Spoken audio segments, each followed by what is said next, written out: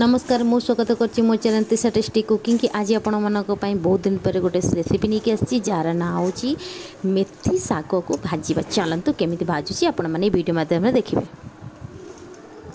मेथी साग बनैबा पूर्व प्रथमे कौन कली मेथी साग को भल भाव में परिष्कार करके बाछि देबे। खाली डेप नहीं ताको धोईकी सुंदर सुंदर छोट छोट करके काटिदेबे। चलतु एबे कढ़ाई किसी सोरिष तेल दे देछि जोटा कि गरम हो जाइछि भल भाव में। एबे देखंतु जितरे पंच फुटण किछि दे देबी।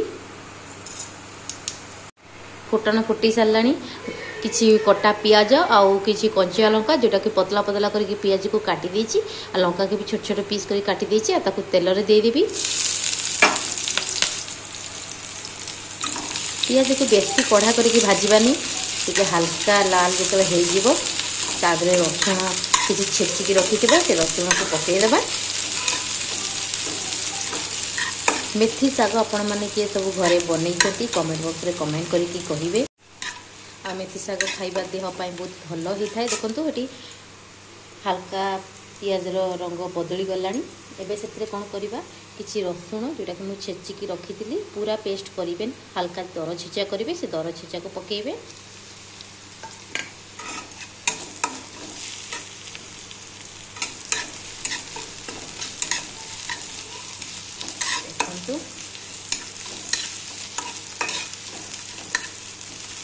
रसुण भी बेसी कड़ा कड़ी लाल करके भाजबेनी ना रसुण गंध रही।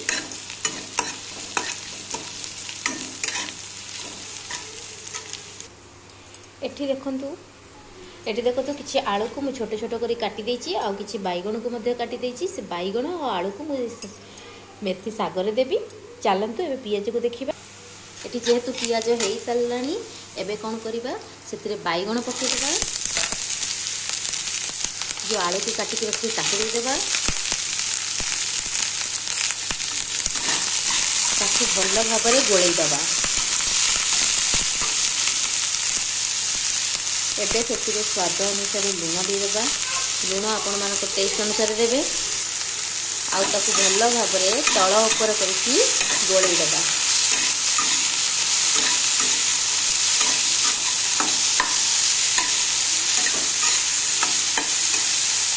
टिके हल्का कलर नेसे आम कौन करवा हल्का टिके हल्दी गुंड देदेबा। बेसी दबानी हल्का टिके देदेबा आउ सेतिरे अल्प टिके पानी देदेबा जेमति कि बैगण आउ आलू गुड़िक भल भाव में सीझीज। आपण मैंने चाहिए हल्दी को पके न पकेले भी चलो आपण मान इच्छा मुझे खाली टिके कलर नेस हल्दी टिके देली। देखंतु मुझे हल्का पानी दे सारा पर लो पूरा मीडियम लो करदेवे। गैस को लो कर सारा किसी ढांकना साजे ढांकी देवे जहाँद्वारा कि बैगण और आलू भल भाव में सीझीज। किसी समय छाड़ी दिबा पाखापाखि 3 ରୁ 4 मिनट पर्यंत सीझेदेवा कारण आलू और बैगण साइज जेहेतु छोट अच्छी तो बेसी समय लगभग। चलतु 3-4 मिनट पर देखा। एबे ढांकना काढ़ी देखा सीझी कि नहीं भल भाव में। देखंतु आलू और बैगण भल भाव अधा सीझी सारानी। एबे कौन करवा जो मेथी साग रखी ना से साग को एबे से पकईदेव।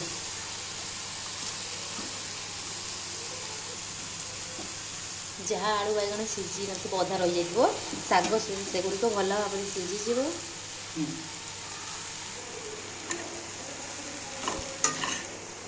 आकु भल भाव में गोलई देवा।